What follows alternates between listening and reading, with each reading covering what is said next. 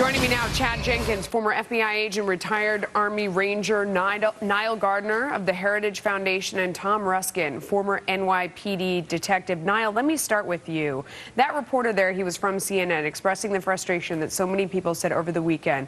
Things like, why don't we just turn this place into a parking lot so we can stop this from continuing to happen?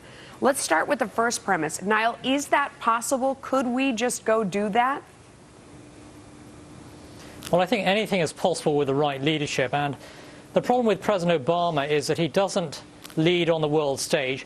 He doesn't really believe in the projection of American global power, and he didn't really say anything of any substance today, although he was very defiant, very angry, and most of his fire was aimed at domestic U.S. critics of his administration, who he seems to think are the biggest enemy out there. In contrast, even the French socialist president Francois Hollande has been tougher, actually, in the wake of these Paris attacks than the U.S. president. That's a pretty damning indictment of President Obama's lack of leadership on the world stage.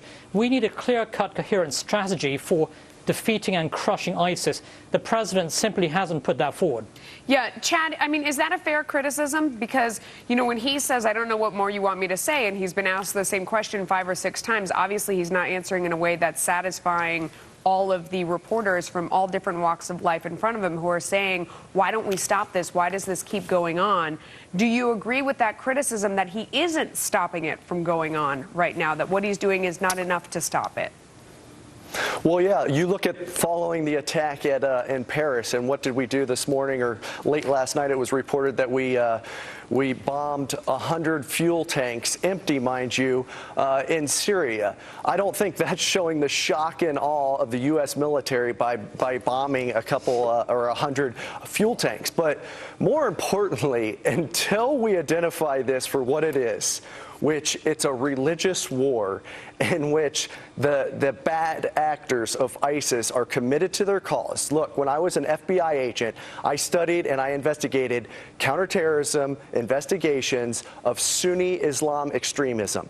ISIS is following a narrow sect of Sunni Islam, and we need to make that identification before we put anything else on the matter. If we don't identify that, all the other things that we talk about are really for nil. Tom, in the meantime, a lot of people feeling insecure over the weekend after what you watched on television. You wanted your president to come out and say, we have this under control in a meaningful way that you believed. I don't think a lot of Americans got that today. At the same time, ISIS puts out a video that says, America, you are next, and we're coming to D.C. Should we be afraid?